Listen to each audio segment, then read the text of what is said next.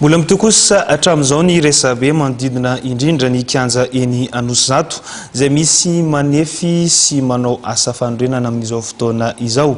Nandiso ny fanambarana an-gazety mahakasika ny filazana fa nivarotra ny tany ny afary malagasy. Dia hojerentsika avy hatrany ary ny fanadidina mirakitra izay.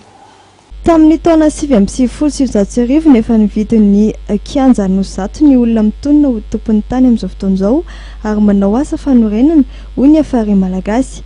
Ity fikambanana firaisam-pirenena ity izay nandiso ny fanambarana an-gazety momba ny fivarotana ity tany ity. Tamin'ny taona 1999 nisy mivarotra ny terrain Anosizato. Ny afary malagasy tamin'ny taona 2009 norona. Folo taona tiarina tsy possible mihitsy zany resaka zany. Fa ankehitriny koa zahay dia miteny manokana momba ny terrain Anosizato tsy afaky ny anaiky ny ho vita mora. Fa izahay kosa nahita zany nisy fefy tao alina, nisy be dia be tao tamin'ny maraina tao dia nitovy tamin'ilay magrovaky tamin'ny 2009 reny. Sy namaky tao dia nangalatra taolina dia nitondra ny taolina ka zay tsy mitarika olona aloha hiboty fananan'olona nangalatra fananan'olona.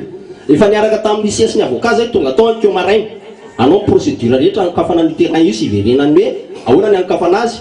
Fa rehefa nametraka andreo fandobana dia miverina zahay sy ny ekipanay rehetra niaraka tamin'ny avoka sy ny sisa satria état de droit Madagasikara fa tsy état de vendu.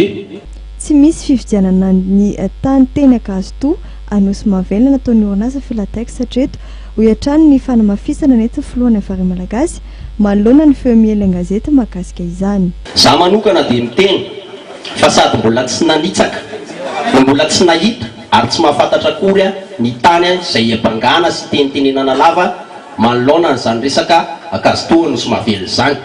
Ny zava-marina amin'ny Akazoto Anosy Mavelona dia noentina ao anatin'ny fanonganam-panjakana ary fantatra fa hoe ny fikambanana afary malagasy manana ny tanjaka ara-piarahamonina dia nieritreretina hampiady ny mpitarika ato anatin'ny afary malagasy na hitondra fikorontanana.